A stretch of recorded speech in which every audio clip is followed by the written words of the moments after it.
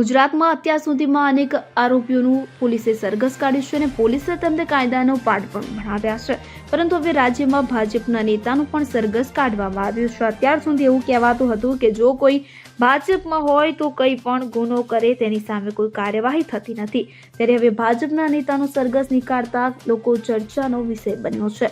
મળતી માહિતી મુજબ સુરત શહેરના ડિંડોલી વિસ્તારમાં લગ્ન પ્રસંગ દરમિયાન ભાજપના કાર્યકર ઉમેશ તિવારીએ પોતાની રિવોલ્વરથી 5 રાઉન્ડ ફાયરિંગ કર્યું હતું કે જેના કારણે લગ્નમાં નાચી રહેલા 2 યુવકને પગમાં ગોળી વાગી હતી કે જેથી તેમને સારવાર માટે હોસ્પિટલ ખાતે ખસેડવામાં આવ્યા હતા। આ મામલે ડિંડોલી પોલીસે ઉમેશ તિવારી સામે ગુનો દાખલ કરી આરોપીની ધરપકડ કરી છે।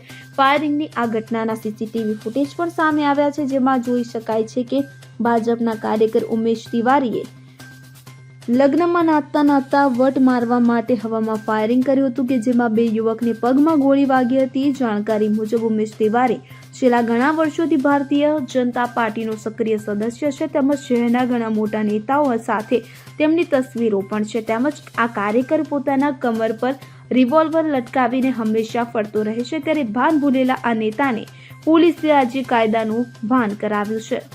Bureau report CN24 news. હવે જુઓ દેશ દુનિયાની તમામ ખબરો તમારી આંગળીના ટેરવે। ઉઠાવો મોબાઈલ અને Google Play Store પરથી ડાઉનલોડ કરો અમારી CN24 ન્યૂઝ મોબાઈલ એપ।